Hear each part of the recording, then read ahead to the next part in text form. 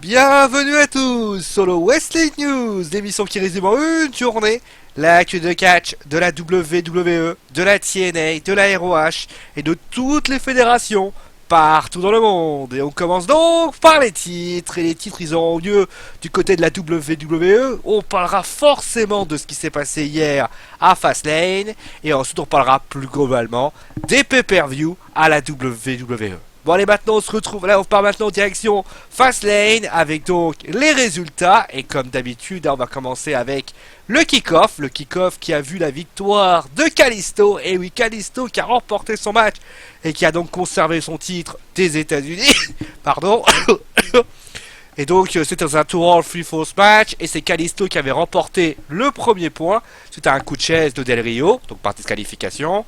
Il a récupéré ensuite le second point suite à un... Enfin, Del Rio a ensuite récupéré le second point suite à un double stomp. Et enfin, la victoire est venue à Kalisto suite à un roll-up. Vient ensuite le show.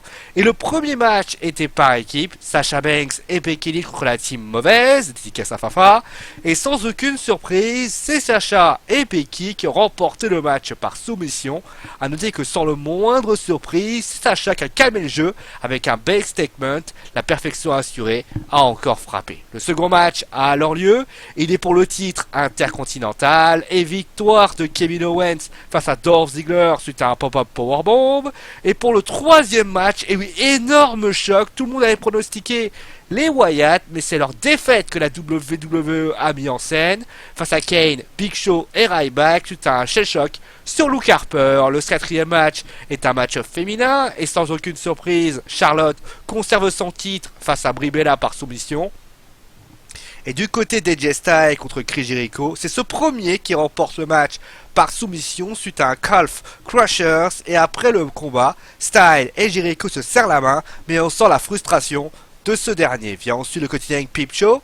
Rien d'exceptionnel, hein, des blagues potaches, avec notamment Edge et Christian qui disent que les New Day sont en fait les versions d'Edge et Christian version 2016. Finalement, la League of Nations se pointe, et au final, se termine par une danse des New Day avec Edge et Christian. Et avant le main event, eh bien, il faut le savoir que Curtis Axel a battu R-Truth par un roll-up. Et enfin, on termine avec le main event qui va affronter Triple H à WrestleMania, Brock Lesnar, Dean Ambrose ou alors Roman Reigns. Et bien après un duel difficile, c'est Roman Reigns qui ira à WrestleMania suite à un spear de Dean Ambrose. D'ailleurs, en parlant de Triple H, et bien il est venu et les deux se sont alors confrontés. Bon allez, maintenant on termine avec les pay-per-view de la WWE. Donc pour le moment, nous sommes à 12-13 pay-per-view par an pour la WWE.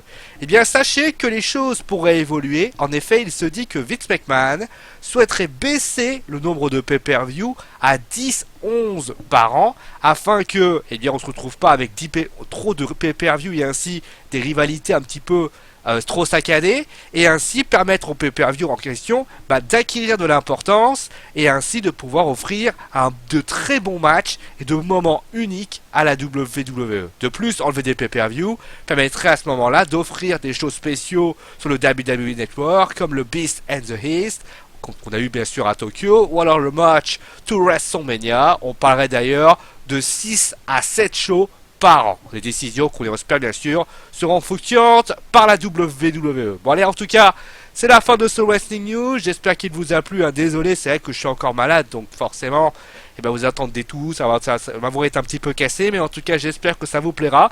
Demain, j'espère que ma gorge reviendra à la vie. Si elle n'est pas encore là, vous savez qu'on va tenter de la ressusciter. On parlera de plein de choses, et j'espère, en tout cas, pas de preview d'ailleurs ce soir, puisque ça sert à rien de vous en parler de toute façon, puisque je vous rappelle que Raw, pour une raison très simple, ça sera les retombées de WrestleMania, de Fastlane, je veux dire. En tout cas, nous, on se retrouve demain et on parlera de plein de choses. Et je vous souhaite une bonne semaine. Et ciao tout le monde. Et surtout, soyez sages, hein.